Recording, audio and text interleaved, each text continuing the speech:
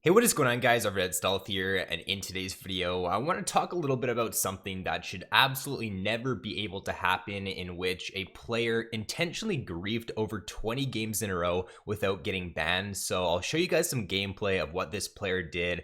I'll show you guys some gameplay also of like some streamers he was playing with. He even played with like multiple streamers and didn't end up getting banned. And then I want to talk a little bit about like how we can prevent this from happening in the future, because there's no way that a player should be able to intentionally grief like over 20 games in a row without receiving some sort of punishment. Like, this just absolutely insane. It looks like he finally did get banned because he hasn't played a game in 3 days, but the fact that it took Riot this long to ban a player just griefing this many games in a row is just absolutely insane in my opinion. So getting into some gameplay now, just to show you guys that this guy is trolling every single game. What he does is he swaps Ignite to Smite at the very last second of Champion Select. He ends up taking Smite on support Pyke, but he doesn't support at all. What he does is he runs the Smite here, and he ends up trying to steal his jungler's camp at level 1. So luckily enough for Kha'Zix, like, he plays this well. It's actually sad that I have to say that. Like, he plays it well, and he ends up getting a Q Smite combo off so Pyke can't steal it. But obviously, as you can see there, he was trying to steal that camp away, but Kha'Zix just smited before him. And then he just comes to mid lane here, and he just tries to take his mid laners. He just takes his mid laner's CS. As you can see there, he's just CSing the minions, and he's not even trying to like zone me from the wave at all. Like, he's just sitting here trolling his mid laner. Like, some people could argue, you know, there's been the Nubrak Teemo strategy to where he goes mid or he goes top and he like supports his mid laner. And I mean, I don't want to defend Nubrak either, but I mean, at least he, you know, tries to zone me from CS, or he tried to like actually do something. But this guy is just like legitimately griefing. There's no question about it. Like, this guy just does not try to help his team at all. He does what, like, you can just see there, like, he's trolling. He just does whatever he can to just put his team behind and to just grief them as hard as possible. And then, like I was saying, he ended up playing with a couple of streamers. He ended up playing with Yasuo or Mo. He ended up playing with Bobkin, and then he also ended up playing with Yamakaze. So I'll just show you guys here, show you proof of this. So if we just scroll down, I think he played with Yamakaze in this game. His account name's Talent Abuser. So I'll just show you guys some like gameplay of Yamakaze on stream to show you proof of this.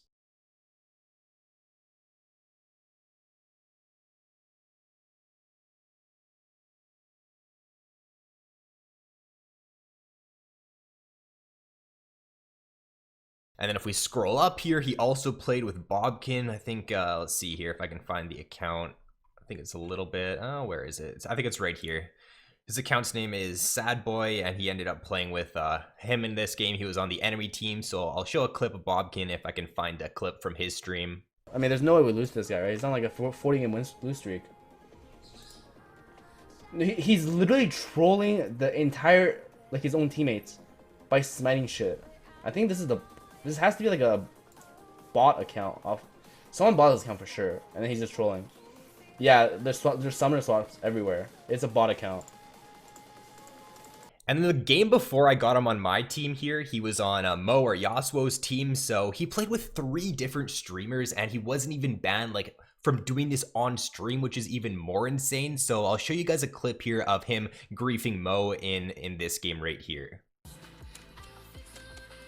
Thing is, he had Ignite, and he switched last second to Smite. Even cringier, dude. Yeah. The fact that he does it like last second. Yeah, he just... Oh my god. Whatever, winnable.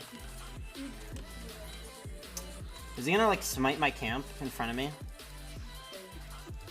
I guess I have to use my smite level 1 to make sure he doesn't steal my camp for me.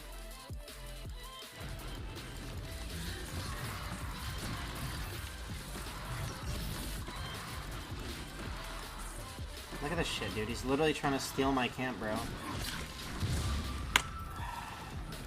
That's so cringe, man.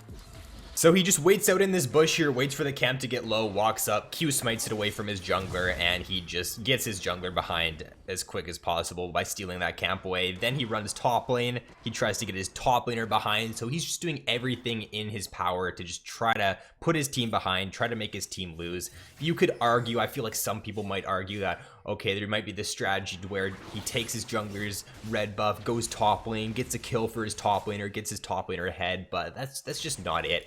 If you take your jungler's camp level 1, he's going to be super far behind. If you go top lane and you take gold and XP from your top laner, he's going to fall super far behind. Like, it just doesn't work. I know people in the past have tried to like defend the Nubrak strategy. I guess this is kind of similar to that, to where he's just sitting in a lane with his solo laner, and it just does not work because solo laners need XP, they need gold to be useful. So if you're sitting in lane with them soaking their XP, they're just gonna fall super far behind and they're just going to be completely useless throughout the game.